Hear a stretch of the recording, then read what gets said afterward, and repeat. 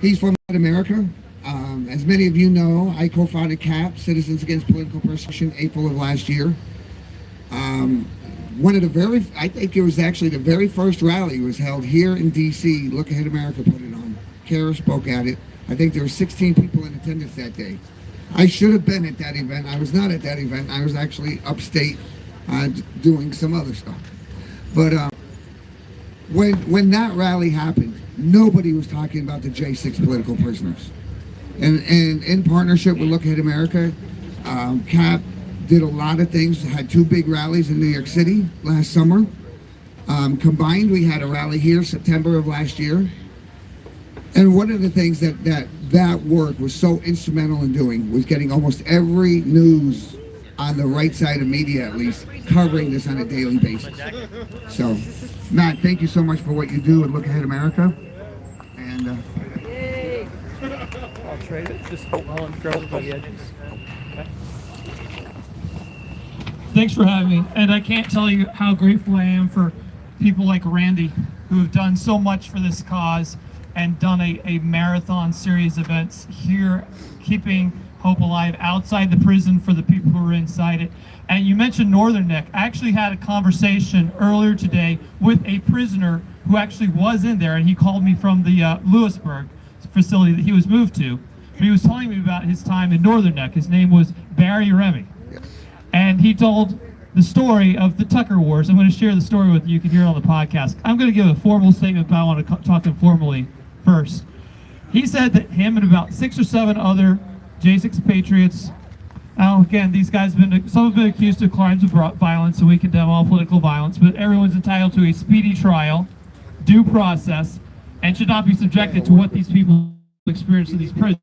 Said that he and his 6 or 7 friends every day, they like to watch Tucker Carlson on they have multiple TVs, but in their pod, it's Tucker Carlson time. Other prisoners didn't really like that. And they didn't really like these guys either. And they started to encroach on their territory, because prison, I mean, if you ever saw Shawshank Redemption, apparently it really is just like that. It shouldn't be, but it is, in this prison, which is an embarrassment for our country and a stain on all of us. But he said that the other prisoners would try to muscle on them and said, yeah, you're not watching Tucker anymore. And this pod, which Barry is part of, had, I can understand, it's one thing to just watch a TV show, it's not the end of the world, right? But they realized that if they back down on this, soon they'd have to back down on other things, like their personal property, their space. And they decided that they were going to make a stand over Tucker Carlson. Pretty good choice, I think, to make a stand over Tucker Carlson. I don't know if Tucker even knows about this. I might have to let him know. But despite violence inflicted on them, including getting stabbed in the face, beaten up, having their property destroyed and damaged, they prevailed. They should inspire all of us, people like Randy, people like Mickey, God bless you, and people like Karen, the other folks who we also have to stick together, follow their example,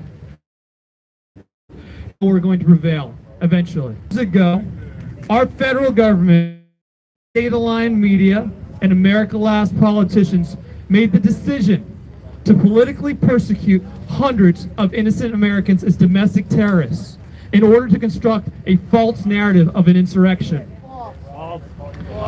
This false narrative was weaponized against patriots across the country, whether they were serving in our military or speaking out at school boards or had the audacity to ask out loud whether or not election integrity in this country could be improved.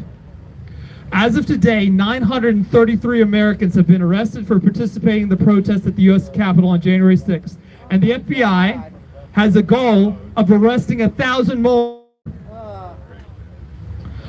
Our organization condemns all political violence and insists on fair and speedy trial for all those who have been accused of committing violence on that day. Yet, nearly everyone arrested so far is facing charges of nonviolence that would have resulted in a same-day release and a $50 fine during previous disruptions of business on the Capitol. In fact, we actually kind of have an example today. Miss Mickey bravely was trying to lay his flowers down. Apparently he violated some rule of disorderly or whatever it is, not being where it's supposed to be. They arrested her. They told her you could pay a fine. You could come back later. We'll let you out today. Now that's ordinarily how that kind of political disruption is tolerated. People expressing their First Amendment rights, maybe not in the most, in a way that may be disruptive. But I actually at our big rally in September, where many of you were on the Capitol grounds, I met a woman who was the founder of Code Pink, and she told me that during the Kavanaugh hearings, she repeatedly disrupted the business of the Senate. She repeatedly was in a restricted area, causing a disturbance. And what did they do? They picked her up, they charged her $50 fine to let her out, and she did it again, often on the same day, multiple times. In the series of hearings, she was arrested 20 times. I didn't see any billboards calling her a domestic terrorist looking for leads to find her co-conspirators. I didn't see the FBI kicking down the door of her house, pointing guns at her family members. I didn't see anybody that participating that facing dramatic economic hardship for loss of their livelihood, inability to get lawyers, inability to meet their lawyers in prison, anything like that. Making it very clear to all of you and all of America that what this insurrection narrative is really about isn't because of what they did, it's because of what they believe. Yeah, That's right. it's a cover-up. Yep. Now, nobody's been charged with the felony of insurrection, and despite our nation's top law enforcement officer lying as recently as yesterday, and our president lying today, That's right. I pray those were lost police officers that they should have died subsequently, but they died of things like blood clots. Medical examiners determined. Now, despite 2 years passing and nearly 1,000 people arrested so far, only 350 have had their cases resolved.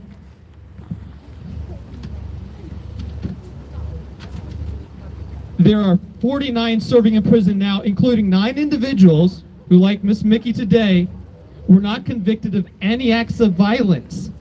There are 65 sitting in prison now in pretrial detention. Pretrial detention, 65 of them, including 10 who are not facing any charges of violence.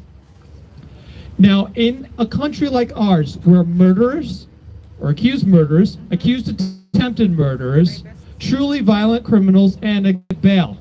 SBF's case was on personal recognizance. He told me that the day he was arrested, side by side with somebody who was also arrested for a pre-trial detention. I mean, he's not going to see in that courtroom until February. It's abhorrent. Now, among those charged, those 3 individuals.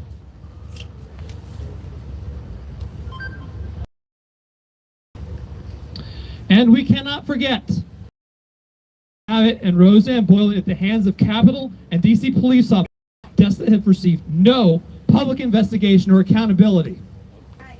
But as long as Look Ahead America persists, and you guys are with us, and we all work together, people like Randy and other leaders, and you come out in this cold, horrid weather and are unafraid of the horrible things the media are going to say about you and write about you. I know there's got to be some media out here. They're going to write the story, oh, it's such a small crowd.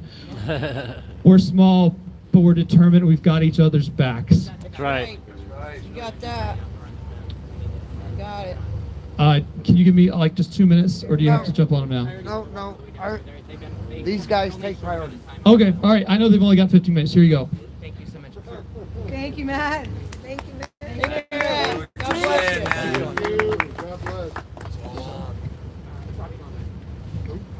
you. Okay, so we have Robbie Norwood on the line. Robbie! And I'm assuming this is Randy. This is Randy. Hey, what's happening, Randy? Hey, nothing much, brother. I'm actually at Lewisburg. I left Northern Neck almost 2 weeks ago. But I wanted to share some information that I learned this week. I had a bond hearing on Wednesday, on the 4th, and the judge granted my motion for bond. So I will be going home sometime in the next, week or 2. I don't know when. Oh, that's awesome. That's some good news there. Amen. The bad news is I will have no access to the phone or the internet, email, social media, anything like that. I can't call people, email people, do do anything of the sort. So that's the bad part. I don't know how I'm going to have a job. I don't know what, that's something that's yet to be determined, if I'll be able to get one without a phone or if they'll make an exception. It's just, it's kind of up in the air at this moment. So Robbie, sorry, I didn't have you fully on the speaker. So you are granted bond, so you're going to get out, which is amazing news, but you are not going to have access to any kind of, phone or email or social media or anything like that, correct? Correct. So this will be the last time I'll be able to call in to anything like this for a while. And I don't, like I said, I don't know for certain if I'll be able to get a job, especially not having a phone, because it's pretty much something that every employer I've ever worked for required that you have that form of communication. So I don't know how it's going to work. So my goal was, if I could, I could just share my gifts and go. I've never shared it before, except I think on your podcast. It's a couple months old. My mother made it for me. Please do. Okay, well, it is givesendgo.com/G as in give, and the number 9, the letter B as in boy, and then 81. G9B81. G is in good, B not. I'm sorry. G is in good. 9 is the number 9. 9. Yeah, B is in boy. B is in boy. 81. 81. Yeah, it's nothing fancy since my mother made it. She didn't make it fancy like my name or something like that. Yeah. But it is thegivesendgo.com/G9B81. And if anyone could help me out, I mean, that would be amazing. And I feel blessed that any money I've already received, any donations, help me out for a few weeks out there. But it's like I said, it's unknown territory for me as far as the conditions I'll be under. I don't know if I'll be able to work, and that's the problem here. So I'm going to try to figure out if that's an exception they'll make for me. So have a phone that's stupid or something on the internet or something. Yeah. But I think that'll make it easier for me to go and get a job. But it is what it is. At least I got the good news this week. This call is from a federal prison. That I could go home and finally see my daughter again. I haven't seen my family in almost a year. It's so far away from home. I hope they'll end it sooner than us. And I'm not hoping that the new house this year would make some changes in this whole situation for us. But I heard there's 1,000 more arrests being made, charges. So I hope that they're not slowing down. Yeah, and I don't know who they could possibly be arresting now. But probably grandmothers and daughters and just all the women. Yeah, pretty much. They're insane.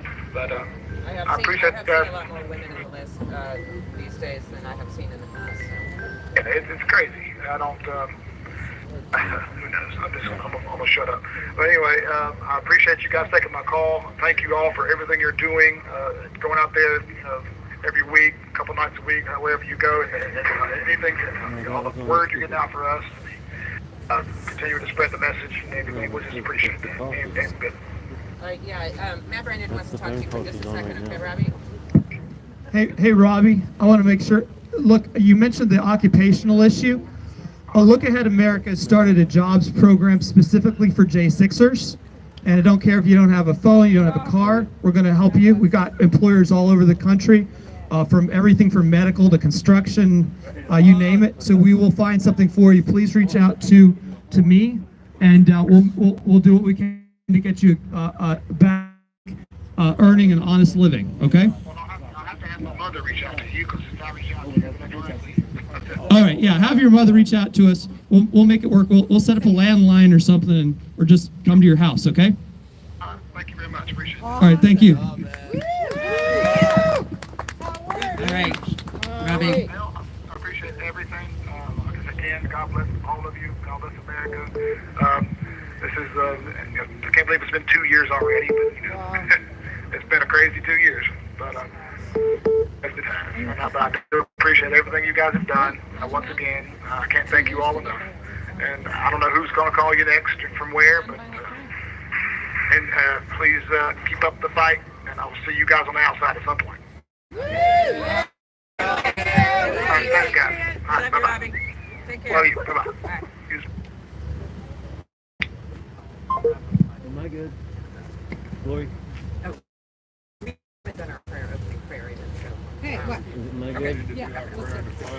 So, look ahead, America, in conjunction with leading this fight since January of 2021. Over 70 rallies and vigils all over the country, including at least on our personal and public advocacy. The public opinion now agrees with us. A plurality now knows that these people are in fact being political prisoners long and forever, so she's not able to come out tonight. Those folks are going to help hold the federal government accountable and demand transparency. Yeah. Right. Gotta do it. Get it done. So, we'll continue to shine the spotlight on the mistreatment of these prisoners and the unfair, un-American treatment of them by the justice system, elected officials, and the media. 2 years ago today, our justice system was weaponized against law-abiding Americans to further the great insurrection lie. Look Ahead America, in conjunction with CAP and all of you, will not rest until the truth of that day and our government's actions are exposed and the names of those victims are restored. America first, America forever. Yeah. Thank you, Matt. And now we'll have a prayer. Thank you, Matt. All right, thank you, Matt. I want to also thank all you Patriots here tonight, and it makes the time